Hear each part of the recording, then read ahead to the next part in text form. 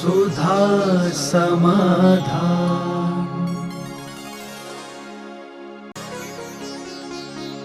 नमोस्तु गुरुदेव। देव कौन होते हैं और देवों के निकाय कौन कौन से होते हैं? जो नाना प्रकार की दिव्य शक्तियों से युक्त होते हैं उनको देव कहते हैं, और उनकी कुछ विशेषताएं हैं जैन दर्शन के अनुसार कि अणिमा, महिमा, गरिमा आदि रिद्धियों से युक्त होते हैं। सप्त धातुओं से रहित उनका शरीर होता है। उनके आहार आदि की व्यवस्था कबलाहार न करके मनसाहार होता है। इस प्रकार के और 4 निकाय के देव होते हैं: बान, भवन, ज्योतिष। व्यंतर, भवनवासी, ज्योतिषवासी और वैमानिक, ये 4 निकाय कहलाते हैं। नमोस्तु गुरुदेव। तीर्थंकर मलमूत्र से रहित होते हैं। क्या उनकी माताएं भी तीर्थंकर की तरह मलमूत्र से रहित होती हैं? माँ तीर्थंकरों के संबंध में ही ये व्यवस्था है। माता पिताओं के संबंध में ऐसा कोई भी उल्लेख आगम में देखने में नहीं आया, क्योंकि माता पिता जो हैं अनेक भाई बंधु होते हैं, अनेक बहनें होती हैं। महावीर स्वामी की माता की 7 बहनें थीं। अब एक बहन मलमूत्र से रहित होगी तो उसकी चर्चा होना चाहिए। नेमिनाथ भगवान के पिताश्री 10 भाई थे, समुद्र, विजय आदि। उन 10 भाइयों का वर्णन मिलता है, लेकिन उसमें ऐसी कोई विशेषता नहीं है। मात्र मलमूत्र से रहित तीर्थंकरों के संबंध में ही आगम प्रणीत उल्लेख मिलता है। कुछ प्रकीर्णक, कुछ अर्वाचीन लोगों ने 63 सलाका पुरुषों के संबंध में यह बात की है, लेकिन यह आगम से प्रमाणिक नहीं है। मूल आगम में ऐसा कहीं देखने में नहीं आया। नमोस्तु गुरुदेव। तीर्थंकरों का जन्म क्या सामान्य बालकों की तरह होता है? गर्भ अवस्था तो उसी प्रकार होती है, कोई अलग से व्यवस्था नहीं है। जन्म के समय इतना होता है कि माँ के उदर की वृद्धि नहीं होती। जन्म के समय माँ को किंचित मात्र भी गर्भ यानी तकलीफ नहीं होती। दूसरा, माँ बच्चे को जन्मते से समय अशुद्ध दशा को प्राप्त नहीं होती। उसके ऊपर जर आदि जो होती है, जरी, वो आदि वेस्टेज नहीं होते। माने कहना चाहिए अशुद्ध दशा उस समय प्रकट नहीं होती। उसका मूल कारण रहता है देवियाँ अपने अंदर गर्भ में प्रवेश करके बालक को वहीं साफ सूफ करके फिर बाद में जन्म देते हैं। तो इस प्रकार की कुछ बातें ऐसी हैं जो नहीं होती हैं। बाकी सब सामान्य जैसे ही उनका गर्भ 9 महीने जो हैं सामान्य मनुष्य पुरुषों जैसे ही उनका शरीर की वृद्धि होती है। नमोस्तु गुरुदेव। क्या श्रुत केवली को केवल ज्ञान और मोक्ष हो सकता है? हो सकता है, होगा, ये कोई नियम नहीं है, होने में तो कोई बाधा नहीं है। लेकिन शुद्ध केवली उसी भाव में मोक्ष जाए ऐसी बात नहीं है। अर्ध पुद्गल परावर्तन काल तक भी शुद्ध केवली भटक सकते हैं। नमोस्तु गुरुदेव। जैन धर्म के पाए के बढ़ते मान कषाय, ये नवीन अजरज वही जल में लागी लाए, इस दोहे का क्या अर्थ है? जैन धर्म को पाकर के तो अहंकारी हो ही नहीं सकता। उसने जैन धर्म पाया ही नहीं। जैन धर्म पाया ही नहीं। धर्म पाने के बाद कहाँ मान कषाय होता। हाँ, जैन कुल में जन्म लेकर के जैन धर्म को समझे बिना तो ये आश्चर्य की बात तो कही है, पानी में लगी आग के समान है कि ये कैसे जैन धर्म और मान कषाय हो, पानी हो और आग लग रही हो। तो कवि ने एक आश्चर्य प्रकट किया है कि जैन धर्म होने के बाद भी तुम मान कषाय करते हो, तो आश्चर्य है जैसे पानी में आग लग रही हो, ऐसा। नमोस्तु गुरुदेव। वर्तमान युग में युवा पीढ़ी जैन मूल संस्कृति को भूलती जा रही है, तो हमें युवा पीढ़ी को जैन धर्म के प्रति कैसे जागृत करना चाहिए? पहली बात जो आपने कही, युवा वर्ग जो भूलता जा रहा है, उसमें दोष आप जैसे वृद्ध लोगों का है, क्योंकि आपने अपनी संतान को उंगली पकड़ करके, डांट करके, डपट करके, चोरी से, मायाचारी से, लोभ दे करके उनको स्कूल भेजा। नहीं गया तो उनको आपने थप्पड़ मारा, नहीं उठ रहा है तो माँ जल्दी उठ जाती, उठ बेटा स्कूल का समय हो गया। वो नहीं उठता है तो उसको डांटती फटकारती है, वो रोता रहता है, जैसे बने जा कर के और स्कूल की बस में बैठाल देते हो। क्या आज कोई माँ बाप हैं जो इतनी मेहनत जो स्कूल भेजने के लिए करते हैं, उतनी मेहनत मंदिर के लिए या पाठशाला को भेजने को करते हैं? बालक मिट्टी के समान होता है, माता हम कह तो देते, वो जाते ही नहीं है। अरे वो तो स्कूल भी नहीं जाना चाहता था, आप बहाना बना दे, महाराज जी वो कह दिया वो स्कूल जाने नहीं चाहता, फिर भी तुम कितने हथकंडे, क्या इतने हथकंडे बच्चे को मंदिर भेजने के लिए किए आपने? क्या इतने हथकंडे पाठशाला भेजने के लिए किए? क्या पाठशाला भेजने के लिए कोई ऑटो रिक्शा लगाया? क्या पाठशाला भेजने के लिए कोई पाठशाला बस है? आज स्कूलों की बस है, पाठशाला की बसें क्यों नहीं है? ये सारी जिम्मेवारी है, माँ बाप की कमी है। आपने धंधे पे पानी को करने के लिए माता ने कितने बार बेटे को अपनी गोदी में बैठा के भोजन कराया, थाली लगाई। क्या कभी माताओं ने बेटे की पूजन की थाली लेकर के, क्या पिता उसको अपने संगे पूजा कराने ले गया? क्या कहा कि बेटा चलो पहले पूजा करने जा? छोटे में बिना पूजा के, तेरे पूजा कराने का नियम है, स्वयं पूजा कराने का नहीं। मैं हर बाप के लिए एक उपदेश देता हूं कि बाप पूजा करने का नियम ना लेवे, बेटे को पूजा कराने का नियम लेवे, ये श्रेष्ठ। आहार दान देने के लिए तुम लोग गए, बच्चों को बाहर निकाल देते हैं, आपने नहीं बेटा तू तो नहीं बैठ रहा, और स्वयं आ जाते आहार देने के लिए। वो तो पूज्य गुरुदेव आचार्य विद्यासागर महाराज की देन है जो युवा लोग आहार देना सीख गए, नहीं तो आपकी बदौलत तो कोई आहार ही नहीं दे पाता। आप पुरुषों को आते हैं, आप आज पुरुषों चले, क्या कभी बेटे से कहा बेटा दुकान पे? मैं हमेशा कहता हूँ, यहाँ शुरू में भी हमने कहा था कि ये पुरुषों के अंदर यदि घर में किसी को रुकना पड़े तो सासू घर में रोटी बनाएगी, बहू प्रवचन सुनेगी। ये नियम बनना चाहिए। सासू आगे पहले ही बैठ जाती है, अब बहू क्या करे, वो तो घर में रहना ही पड़ेगा, और इनको आगे कुछ नहीं, ये तो सूखी लकड़ियां हैं, जो कुछ नहीं होने वाला। दुकान पे जाना है तो बेटा दुकान पे नहीं जाएगा, बेटा मैं दुकान पे जाऊंगा, तुम प्रवचन सुनने जाओ। और जब आप जाकर के जब बूढ़े हो जाते हैं तो जाकर के व्यापार दुकान पे बैठा के अपने जीते जी बैठाते, किससे लेना है, किससे देना है, जहाँ से माल लाते हो उससे भी कहलवाते हो कि भाई अब तक तुम्हें आ रहा था, मेरा बेटा आएगा, वैसे ही निभाना। क्या ऐसा इतनी मेहनत आपने जितना व्यापार सिखाने के लिए किए, क्या इतना मंदिर जाने के लिए किए? युवाओं का कोई दोष नहीं है, 99% सब उन माता पिताओं का दोष है। माता पिता उनको उस रूप से करते ही नहीं है जितनी लौकिक व्यवस्थाएं करते हैं।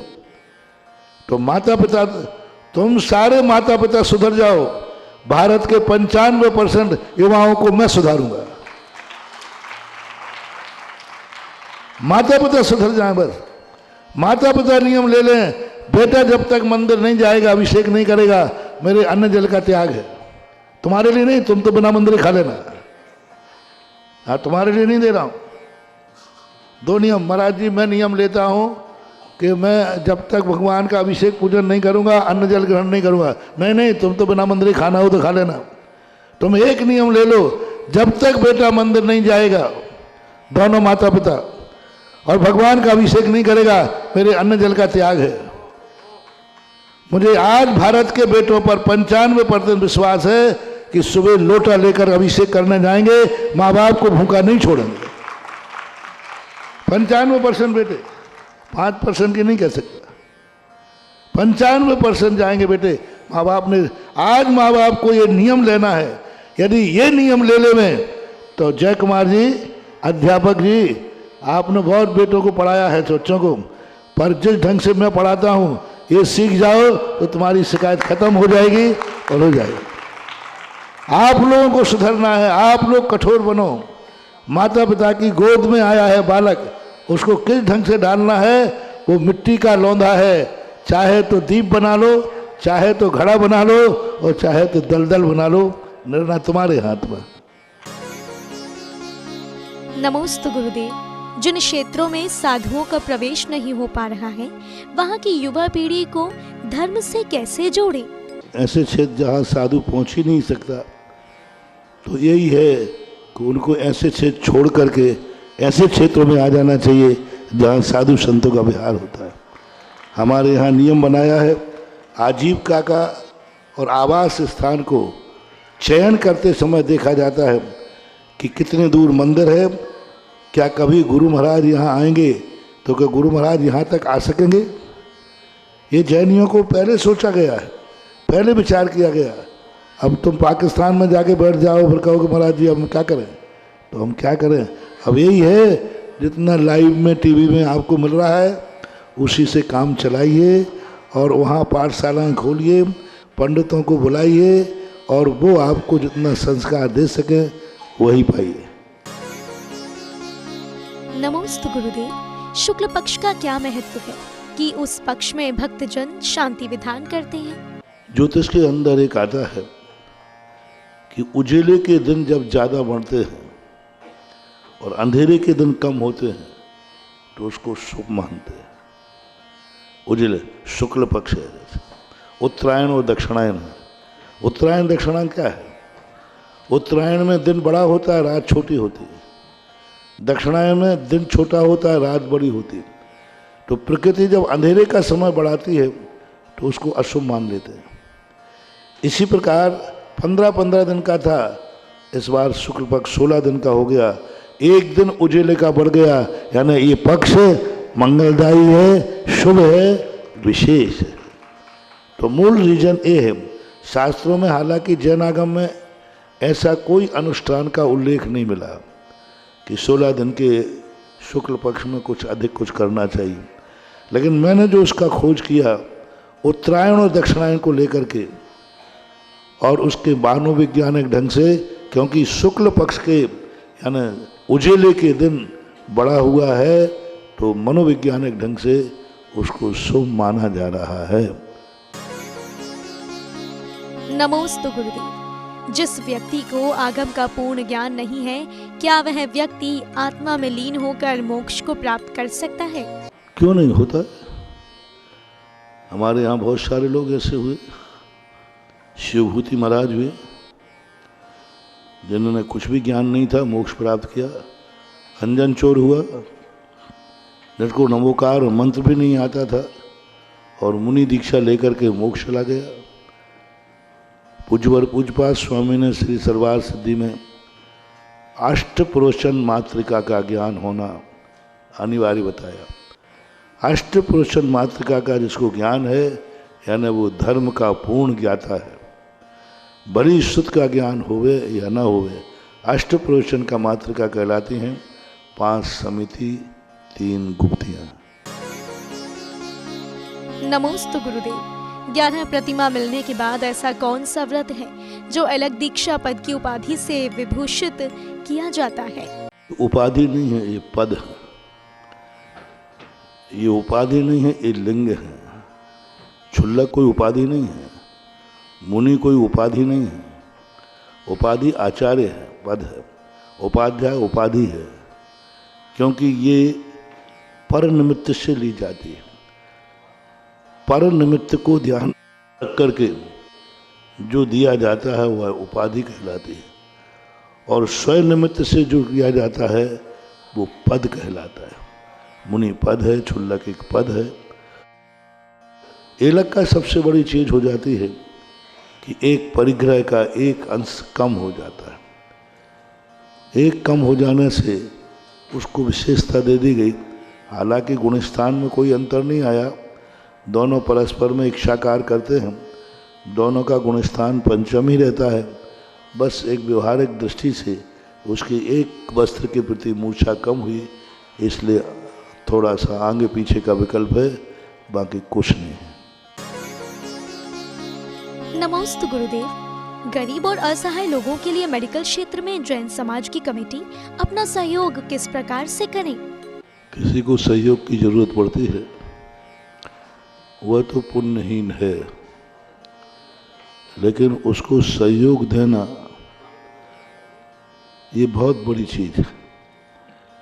व्यक्ति को पुण्यहीन प्रकृति बनाती है, पाप कर्म की उसको सजा देती है, उसको गरीब बनाती है, दुखी बनाती है, उसको असहाय बना देती है। एक बहुत बड़ी गॉड गिफ्ट है। लोग वो तो अपने पाप कर्म से असहाय बनता है, लेकिन यदि पॉजिटिव थिंकिंग देखें तो असहाय व्यक्ति का यदि सहायता देने से कितने लोगों को पुण्य मिलता है। तो समाज में जो असहाय लोग हैं उनका तो दुर्भाग्य है, लेकिन जो उनकी सहायता करता है उनका सौभाग्य बनता है। किसी गिर गया व्यक्ति तो गिरने वाले का तो पाप का उदय है, लेकिन उठाने वाले का कितना सौभाग्य है। यदि वो नहीं गिरता तो तुम एक पुण्य से वंचित रह जाते। वो यदि असहाय नहीं होता तो तुम एक सहायता से वंचित रह जाते। तो यह सोच करके सबको सोचना चाहिए कि समाज में बहुत सारे लोग ऐसे हैं जिनकी सहायता की जरूरत रहती है। तो ये मान के सहायता न करें कि वो पुण्यहीन है, ये मान के करें कि इसके बहाने से हमें पुण्य कमाने का मौका मिल रहा है, इसके बहाने से हमारे सौभाग्य मिल रहा है। मैं सदा कहता हूँ, किसी गरीब को, किसी दुखी को, किसी पशु को पुण्यहीन मान के सहायता नहीं करना चाहिए। उसका दुर्भाग्य ये मान के सहायता नहीं करना चाहिए। हमेशा ये मान के सहायता करना चाहिए कि उसने क्या किया मुझे पता नहीं है, इसके निमित्त से मुझे पुण्य कमाने का मौका मिला है तो वो कमा लेना चाहिए। यानी पॉजिटिव सोचो। वह तो भोगेगी अपना, लेकिन मुझे मिला है। तो आप जनन जननी जो मेडिकल सहायता खोलना चाहते हैं आप खोले। समाज में बहुत सारे ऐसी हैं कि उनके सहयोग के बिना वो बहुत दिक्कत में पड़ जाते हैं। करें, मेरा आशीर्वाद है सब समाज को ऐसे स्थानों पर अपना सहयोग करना चाहिए। सुधा समाधान